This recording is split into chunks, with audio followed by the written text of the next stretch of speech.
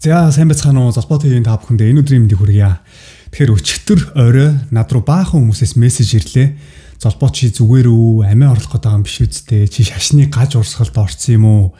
Яна чамд санаа зовоод байна гэд маш олон хүмүүсээс мессеж ирлээ. Тэгээ YouTube дээр баахан 9 бусын комментүүд гинт гараад ирэхгүй юу? Тэгээ за энэс яац юм болоо, юу нь болохоо гэсэн юм болоо гэдгсэн. Нэг Японд байдаг залуу юм шиг байна л та. 87 мянган дагагчтай. Тэгээд миний талаар бичлэг хийсэн юм байна. Золбоо TV шашны гаж урсгалд орсон уу гэсэн гарчигтай. Тэгээд миний зургийг тавьсан ядж ах нөө тэр бичиг ямар амар улаан нарч бичсэн. Хүмүүсийн нөө амар анхаарлыг татахаар тийм бичлэг оруулсан байна. Тэгээд тэр бичлэгийг хүмүүс үзээд над руу маш олноороо мессеж бичсэн байна л да. Санаа зовсон ч хүмүүс байгаа. Бас эсэргээрээ чи одоо яагаад ийм хийгээд байгаа энэ төр гээд нэг юмд шүүлтэргүй ханддаг шууд итгэдэг хүмүүс байдаг шүү дээ. Тэгээ юу болсныг ч ойлгохгүй зүгээр шууд ингээд бөөнөрөө дайраад эхэлж байгаа байхгүй. Тэгээд би бүгдийг нь үзчихэд за энэ дээр бас тайлбар тавихгүй бол болохгүй юм байна гэд бодоод өнөөдөр камер хасаачаа сууж байна. Тэгээд золбоо нь ойр дээр нь бол маш завгүй амьдарч байгаа. Тэгээд жоохон ажил цэгцрээд ирэхээр YouTube сувгатаа бичлэгээ идэвхтэй оруулж эхэлнэ. Худлаа мэдээлэл гэдэг маш аюултай.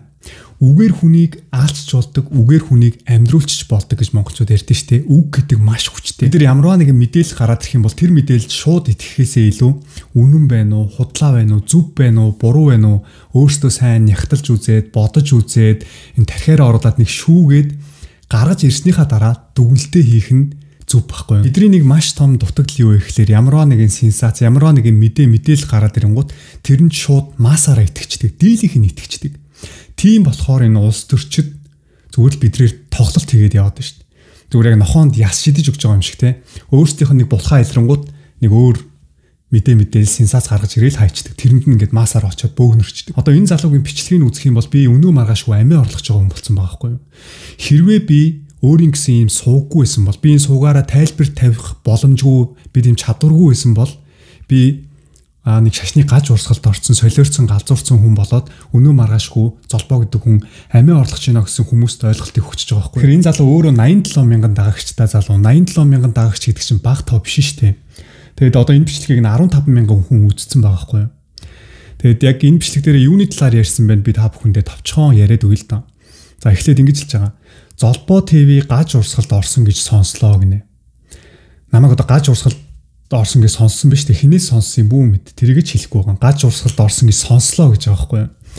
За тэгээ шин сууг нээгээд гаж урсгалын талаараа ярьж байна гинэ. Би бичлэгийг нь хальт үзсэн гэж байгаа. Өөрөө тэр бичлэгийг нь би 4 бичлэг оруулсан байгаа байхгүй юу? Тэр бичлэгийг нь эхнээс нь нягталж үзээгүй зүгээр ингээ хальт үзээд ямар ч сан гаж урсгал юм байна. Гаж урсгал гэж хүнээс сонсонгуудаа ямар ч энэ гаж урсгалд орсон юм байна гэж бодсон байгаа байхгүй юу? Гаж урсгалын бичлэг өөрөө хийж байсан мөртлөө өөрөө гаж урсгалтаа орсон. Тэгээ тэрийг ингээ яриа явж байна. Тэгээд Монголд гаж урсгалд итгээд амиа хорлож исэн хүмүүс зөндөө байсан гэд ярьчихж байгаа байхгүй юу? Одоо ингээд амар муухай ингээд юмыг мушгиж ярьсан байгаас та бүхэн одоо ингээд энэ хүртэл сонсох юм бол хүүе энэ золбооч одоо бүрстэй гаж урсгал тэгээ шин сууг нээж агаад яриад тэгээ хүмүүсийг одоо баг ингээд амиа хорлоход хүргэж байгаа юм байна. Энэ ямар сони юм бэ гэж айхаар айц төрхөөр байгаа үстэй те. Шууд буруу ойлголт үүсч эхэлж байгааз. Ийм аюултай. Тэгээ Монголд одоо гаж урсгалд итгээд амиа орлож байгаа хүмүүс зөндөө байсан. Одоо тэгэхээр би баг тэр амиа орлдог урсгалд нь итгээд одоо би баг Монголд хүмүүсийг амиа орлоход хүргээд байгаа ийм хүн болоод хувирчж байгааз. Амар аюултайгаас энэ мэдээлэл гэдэг. Тэгснээ энэ дэлхийн ертөнцид амьдрах ямар ч утгагүй байна гэж намайг хэлсэн гинэ. Би тэр суугаар одоо энэ дэлхийн ертөнцид амьдрах ямар ч утгагүй байна те. Одоо зүгээр ингээд аврагдаад диваачнд очиод ингээд хурдан үхмээр байна гэсэн юм ярьсан юм шиг байгаа. Би тэр суугаараа тийм юм бүр амнасаа аач гаргаа. Яагаад Золбоо TV ийм тусдаа сууг нэгээд гаж урсгалынхаа талаар яриад байгааг би ерөөсөй ойлгохгүй байна гэж байгаа байхгүй юу. Тэгэхээр энэ залуугийн хувьд зүгээр өөрөө намайг гаж урсгалд явдаг гэж дүгнэлт хийсэн байгаа шүү дээ. Тэгсэн мөртлөө тэрийгэ нягтлагчгүй хальт сонсоод бүрэн дүүрэн үзээчгүй хүнээс нэг хальт сонсон юм 87 мянган үзэгчдийнхаа өмнө шууд гараад ярьчихж байгаа байхгүй юу. Тэр үзэгчд дунд нь аливаа зүйлийг шүүлтүртэй авч үздэг хүмүүс ч байгаа, шууд итгэдэгч хүмүүс байгаа. Энэ залуу өөрөө итгэгч залуу юм байна. Бүтэн сая өдөр болгон цуглаандаа явдаг гинэ. Тэгээ яг надтай адилхан Библи гэх номонд итгэдэг. Гэхдээ өөрийнх нь цуглаанд зааж байгаа зүйлээс би өөр юм яриад эхлэнгүүт шууд намайг гаж урсгал гэдэг үгнэж байгаа байхгүй. Залуу ингэж хэлж байгаа. Би энэ өөрийнхөө суугаар та нарт итгэгч болоорой. Би сүм цуглаан чуулганд явдээ шүү. Та нар итгэгч болохгүй бол тамд унаа шүү гэж хэлвэл та нарын дургүй өрнөстэй. Та нар намайг хараана өстэй гэж ярьж байгаа байхгүй.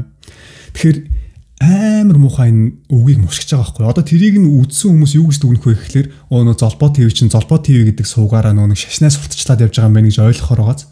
Тэнд намайг дагдаг хүмүүс ч байгаа, дагддаг хүмүүс ч байгаа ш. Намайг үздэг хүмүүс ч байгаа, үздэг хүмүүс ч байгаа. Тэр хүмүүс магадгүй надад дараа тарах юм бол үнэн галзуу залуу явж шít гэж шууд дүгнэхээр байгаа сте. Би өөрийнхөө энэ золбоо ТV гэдэг суугаар огт шашин шүтлэг яриаггүй. Би энэ суугийнхаа талаар ярихгүй ч бэ гэж бодож исэн. Гэхдээ өөрөөс ч болоод яалтчгүй юм тайлбар тавих шаардлагатай болчлоо. Би энэ тусдаа сууг нээсэн шалтгаан байгаа штэ. Тусдаа сууг нээгээд ярьж байгаа шалтгаан байгаа хгүй юу? Би энэ өөрийнхөө золбоо ТV гэдэг суугаар ямарваа нэгэн шашин сурталчлаад би одоо жишээлбэл яг энэ дээр чиний хэлсэн шиг одоо итгэгч бол там мам гэж ярьсан бол намайг шүүмжилж болно. Бөөнөрөө шүүмжлэн. Би тийм үйлдэл хийхчгүй. Золбоо шиг 600 мянган дагагчтай хүн яагаад ийм яриад яваад байгааг би ерөөсөй ойлгохгүй байна гэж байгаа хгүй. Энийг дахин хэлээд байгаа. Тэгэхээр үзэж байгаа хүмүүс нь бүр ингээ баг дургуус нүрээд уур нүрхээр тим сэтгэлийг төрүүлж байгаа хгүй. Би ерөөсөө өөрийнхөө суугаар яриаггүй. Би энэ тусдаа сууг нээж байгаа шалтгаан байгаа штэ. Би анханасаа энэ золбоо ТV гэдэг суугийг шашин ярих гэж нээгээгүй байхгүй юу. Тийм учраас би энэ дээр шашны талаар ярина гэдэг бол буруу. Миний түмэн буруу. Би ярьсан бол гэхдээ би болохгүй гэдгийг мэдж байгаа учраас би өөрөө энэ Библийн талаар ярих сууг нээсэн байгаа шүү дээ. Сүүлдээ бүр миний гэр бүлийн асуудал руу ороо авчиж байгаа. Золбоо ТV сүүлийн 2 жилийн хугацаанд маш их асуудалтай байсан. Гэр бүлээсээ салаад, сэтгэл санааны гутралд ороод, травматай болоод бүр яахаа мэдхээ болоо те. Ийм гаж урсгалд ороод тархиа угаалгаад бүр ингээд галзуурсан солиорцсон хүн болоод баг явж гинэ ухааны тийм мэдээллийг өгч байгаа байхгүй юу. Тэгэхээр би монголчуудаасаа би ганц юм л гуймаар байна. Хүнийг өштэй яаж ярьж болно, яаж шүүмжилж болно. Гэхдээ бити гэр бүлийн асуудал руу орж идэх үү би бүр гуйж ин шин сэтгэлээсээ. Энэ нэр хамгийн муухай ахгүй бүр хамгийн муухай. Өмнө болоод өнгөрцөн тэр амьдралынх нь асуудал тэр эмзэг сэдвийг нь сөхөж гаргаж ирж байгаа л те. Энэ ийм болохоор ингэж явж байгаа юм байна. Энэ өмнө ийм байсан шүү дээ. Энэ өмнө ийм болохоор одоо ингэж амьдарч байгаа юм байна. Чи ихнэр хүүхдээ хаяад явцсан шүү дээ те. Ер нь энэ фэйсбүүкээр харж байхад олонний танил одууд ч гэлтгүү бүгдээрээ л дандаа нэг хэрүүл маргаан болохоор өнгөрсөн амьдралыг нь сөхөж гаргаж ирж ярьдаг. Энэ бол нэр хамгийн буруу үйлдэл. Хүнийг өнгөрсөн алдаа, өнгөрсөн амьдралаар нь дүгнж тэр хүнийг шүүмжилж, элдв бусаар ярьж, ямарваа нэгэн сэдв болгож гаргаж ирж контент ин гэдэг бол нэрээ би өөрөө ч гэсэн яг ийм алдаа гаргадаг байсан. Би амаараа маш олон хүмүүсийг гомдоож байсан. Би амаараа маш их олон хүмүүсийг эмзэглүүлж байсан. Би бичлэгээрээ олон хүмүүсийн сэтгэлийг нь шархлуулж байсан гэдгээ өнөөдөр би ойлгож байгаа байхгүй юу? Би ямар их гим нүгэл хийсэн бэ? Би ямар их алдаа гаргасан юм бэ? Би амаараа ямар их олон хүмүүсийг гомдоосон юм бэ гэд тэг хүн нөгөө алдсан хойноо л ойлгоно гэдэг шиг. Энэ залуу миний бичлэгийг үзэж байхдаа миний нүдийг хараад их тийм сонио харагдсан гинэ. Амиа хордгоод бэлдээд байгаа ч юм шиг те. Тэгээ их санаан зовсон юм шиг ба. Тэгээ одоо юун дива чи юу өхөл энэ төр яриад байгаа юм болоо. Чи одоо барыг ингээд амиа хордлох гээд байгаа юм биш үстэй гэд. Тэгээ өөрөө гон цуглаанд явдаг залуу шүү дээ. Цуглаан дээр энэ Библи гэдэг ном чин диваажин там байгаа гэдгийг заадаг үстэй. Өөрөө яг юм яагаад юуны төлөө цуглаанд явдсан би бас асуумаар байна л да. Тэгэд нүдийг хараад сонин санагдсан гэд би одоо тийм сонин харагд. Гэхдээ яг тухайн бичлэг хийж байхдаа би жоохон нойргүйсэн байхгүй юу. Тэгээд нүд жоохон бүрсийцэн, долицэн гэж ярьдаг үлээ те.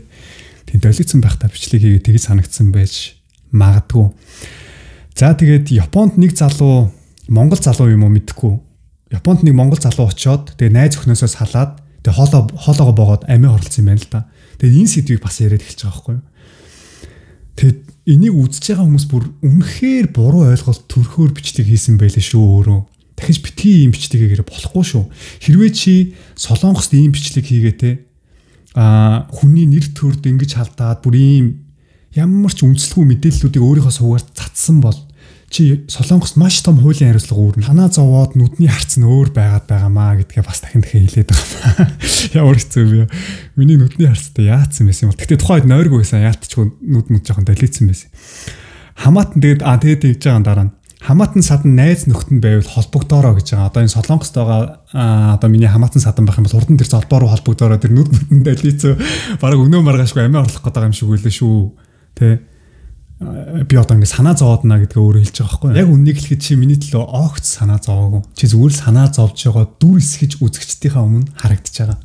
Би чамайг яаж мэдээд байгаа вэ гэхээр би яг өмнө тийм байсан байхгүй.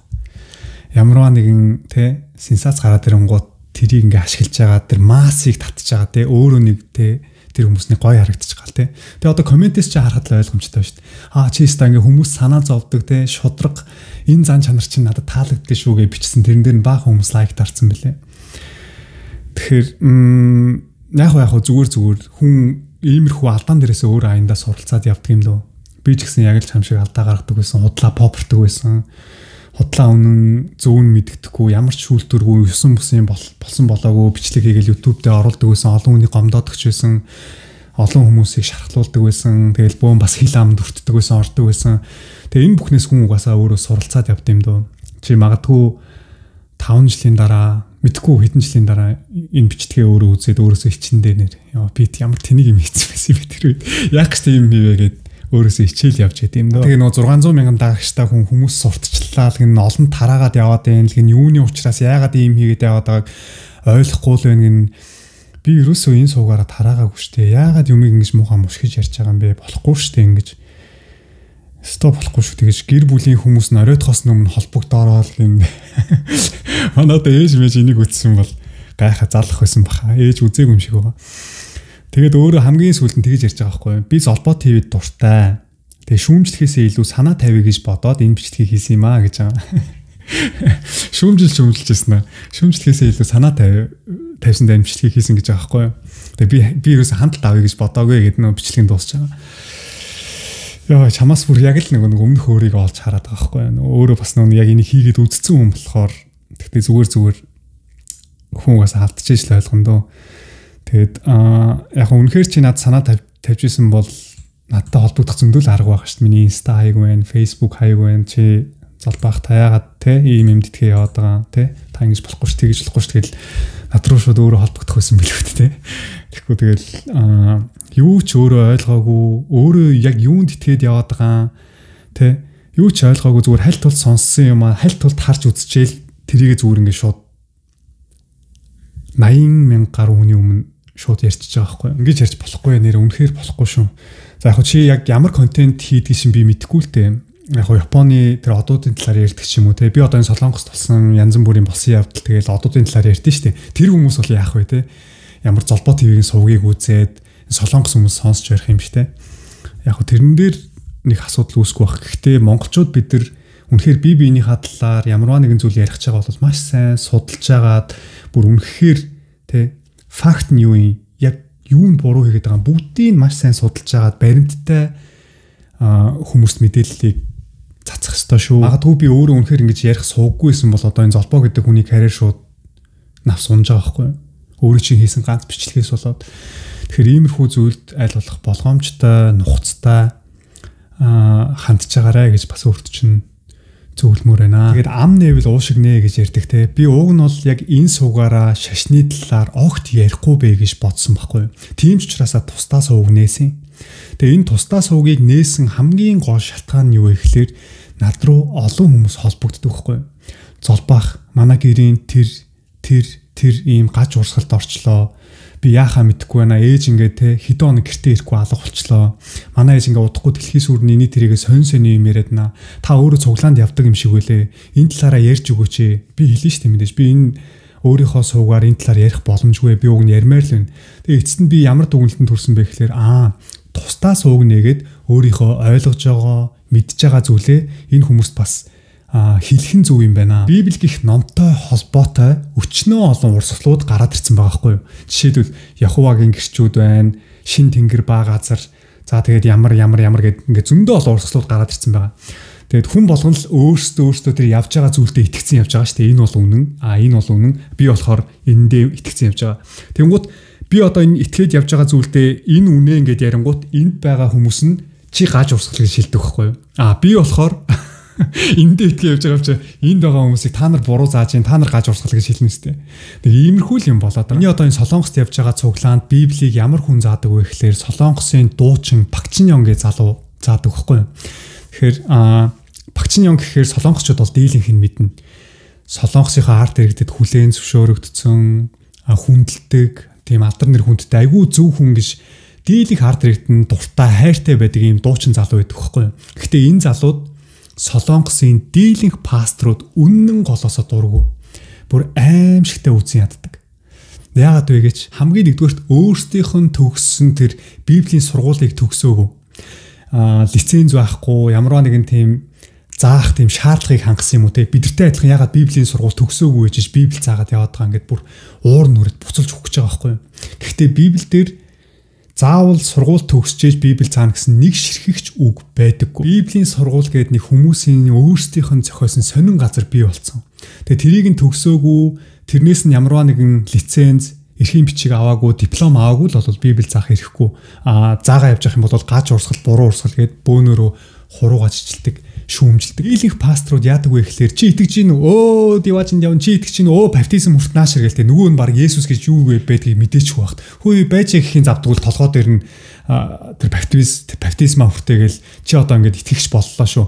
Одоо чи ингээд нэгэд баптизм хүртсэн болохоор те нүгэл үлдэж болохгүй цуглаандаа ингээд ирэхгүй байх юм бол чиний ажлын үс чинь бүтэхгүй гэд тэр хүмүүсийг боомлоод базж жагаад нэг ч гэсэн итгэгч, нэг ч гэсэн хүнийг цуглаандаа явуулах гэдэг байгаа байхгүй юу?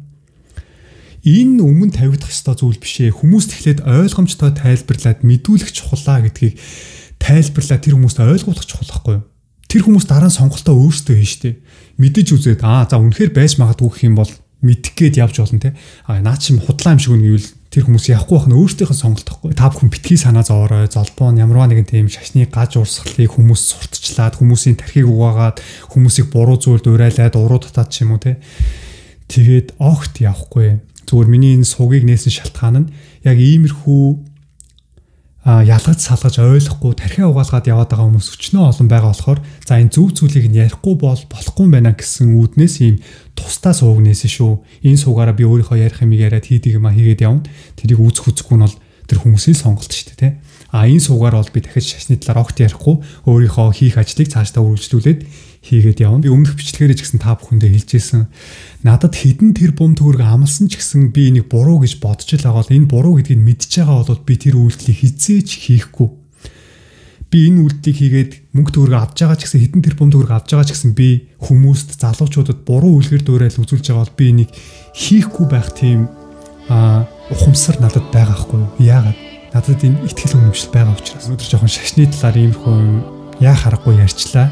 Уучлаарай та бүхэн ойлгоорой. Тэгээ дахиж энэ талаар ярихгүй. За тэгээ өнөөдрийн минь бичлэгтээ хамт байсан үзэгчид та бүхэндээ маш их баярлалаа. Тэгвэл Золбоо ТV-тэй дараагийнхаа бичлэгээр уулзлаа. Түр. Бай.